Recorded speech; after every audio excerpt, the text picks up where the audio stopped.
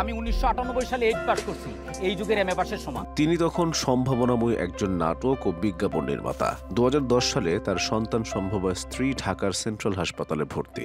জীবনের এমন কঠিন মুহূর্তে হসপিটালে এসে তার সাথে দেখা করল নির্মাতা হওয়ার স্বপ্নে বিভোর এক তরুণ। সে দীক্ষা নিতে চায় জলমলে বিনোদন জগতের পরিচালনা যজ্ঞের। সেদিনে সেই তরুণ আজ বাংলাদেশের টিভি নাটকের জনপ্রিয়তম নির্মাতা, নাম কাজল আরেফিন অমি। দীক্ষা নিতে যার কাছে গিয়েছিলেন তিনি শরাফ আহমেদ জীবন। সেই অমির নাটকে অভিনয় করেই আজ নিজের আসল নাম হারাতে বসেছেন। দেশব্যাপী তুমুল জনপ্রিয় এই অভিনেতা এখন পরিচিত মূলত বোরহান এবং লাবু কমিশনার নামে। আমি যখন খারাপ আছিলাম তখন আপনার মতো এরকম জুয়েলের সকাল বিকাল আমি 2 বার ঠাপাইতাম। হ্যাঁ, শরাফ আহমেদ জীবন মূলত একজন নির্মাতা, পর্দার পেছনের কারিগর। একসময় নির্মাণ করেছেন হাওয়াই মিঠাই, সিরিয়াস একটি কথা আছে, ছায়াবাজি, চৌধুরী সাহেবের ফ্রি অফার, আবার তোরা সাহেব হয়ের মতো বহু দর্শকপ্রিয় নাটক।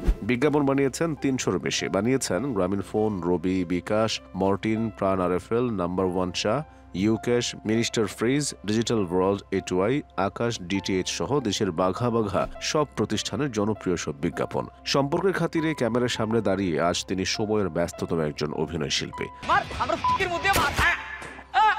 যে চরিত্রে দেয়া হয় দুর্দান্ত অভিনয় করে তা জীবন্ত করে তোলেন। এমনকি তার অভিব্যক্তি, হাঁটা চলা সবকিছুই দর্শকদের করে চরম বিনোদিত। 1982 সালে ময়মনসিংহের লাউটিলায় জন্মগ্রহণ করা শরাফ আহমেদ জীবনে অল্প বয়সে বুঝে ফেলেন ঢাকা যেহেতু কেন্দ্র, তাই এখানে আসতেই হবে।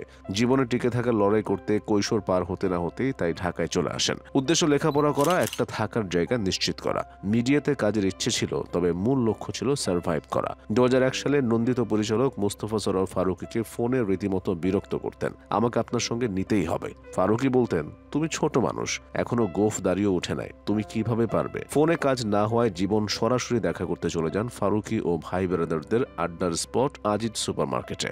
বলেন, ভাই, আমি সেই জীবন যে আপনাকে বিরক্ত করি, আমার মনে হয় আমি কাজ করতে পারবো। নাসুরবান্দা জীবনের জোড়াজুড়িতে মন গড়ল সরোয়ার ফারুকীর। তখন 51বর্তী নাটকের শুটিং চলছিল। তাকে বললেন পরের দিনের শুটিং এ হাজির হতে। এরপর ঘটে আরেক মজার ঘটনা। তাকে মহাখালীর ডিওএইচএস এর শুটিং বাড়ির ঠিকানা দেওয়া হলো, কিন্তু তিনি চলে গেলেন ধানমন্ডি 17 নম্বর রোডের 236 নম্বর বাড়ির খোঁজে। স্বাভাবিকভাবে সেখানে এই ঠিকানায় কোনো বাড়ি ছিল না।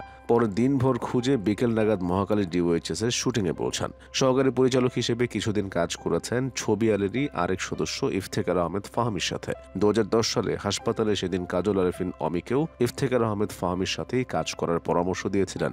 জীবনের কথা মতো ফাহমির ডেরাতেই আশ্রয় নিয়েছিলেন অমি। সেই অমি 2021 সালে ব্যাচেলর পয়েন্টের 3য় সিজনে নিয়ে আসেন শরাফ আহমেদ জীবনকে।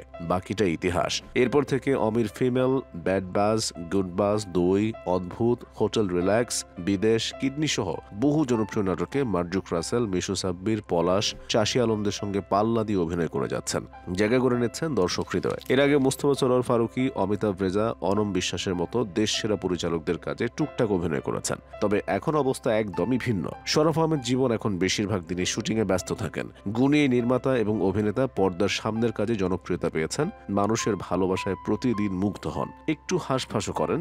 স্ক্রিন তার জায়গা নয়, ক্যামেরার পেছনে কাজ করে বেশি আনন্দ পান। থাকতে চান সেখানেই, বানাতে চান সিনেমা। সম্প্রতি বিচারালয় নামের নিজের প্রথম সিনেমার জন্য পেয়েছেন সরকারের অনুদান 65 লাখ টাকা। সেই ছবির কাজই গুছিয়ে নিচ্ছেন এখন।